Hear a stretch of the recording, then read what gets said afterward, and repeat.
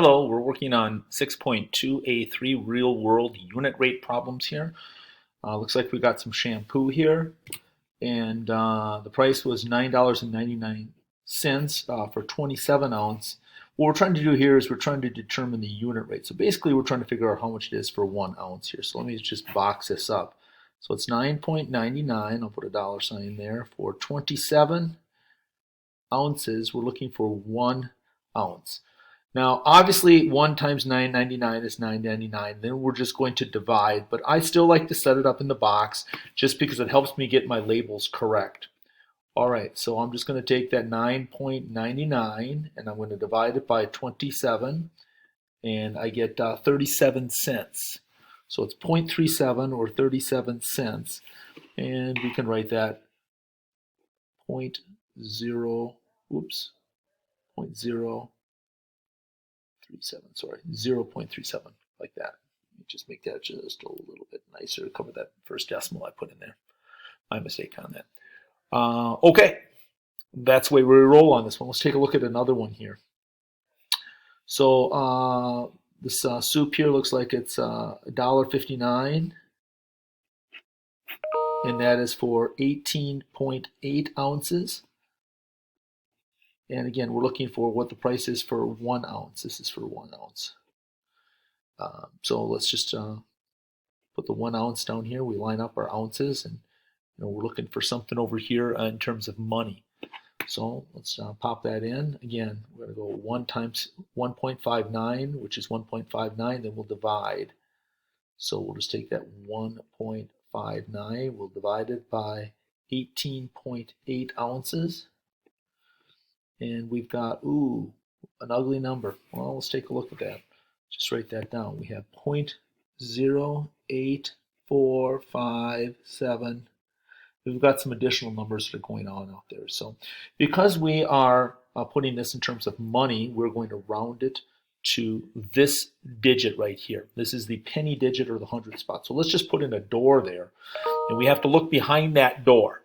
We're looking at this 4 here. So remember, the rule on this is if it's 5 or higher, we're going to move it up. If it's 4 or below, we leave it alone. So we call, Mrs. Wooten always says this is 5 to the sky, 4 to the floor. All right, so this is a 4, so there's not enough there to make that 0.09, so we're just going to leave this at 0.08.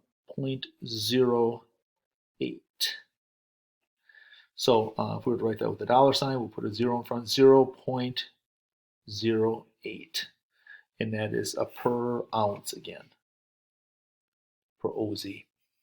All right, I will let you do the last 4 problems on your own. A couple of these are not always going to be the per ounce. We've got one here, another ounce one here. We've got a per sheet of paper. We've got per pounds, and we also have gallons. Okay, good luck on those. Let's take a look at the second page where we're going to be doing some real world ratio proportion problems. So Mr. Persons paid $6.25 for a 48-ounce jar of Jif peanut butter.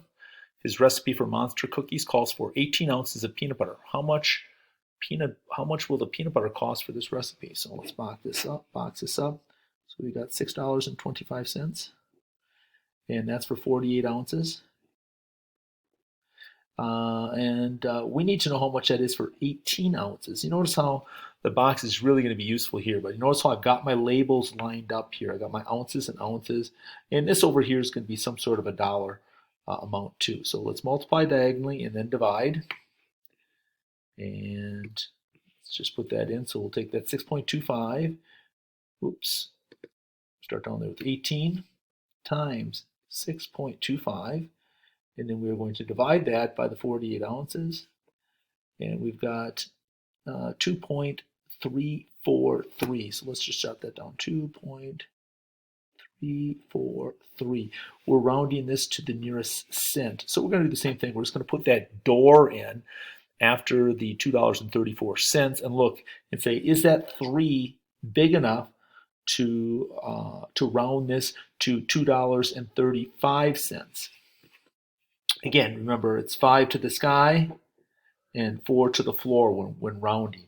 And this is a 3, so we're just going to leave this alone. So it's going to be $2.34. Let's run the numbers one more time. I like to be absolutely sure on that. So we will just take that 18 ounces, multiply it by the $6.25, and then we are going to divide it by the 40 divided by, sorry about that, 18.8. Let's clear out and try this again. 18.8,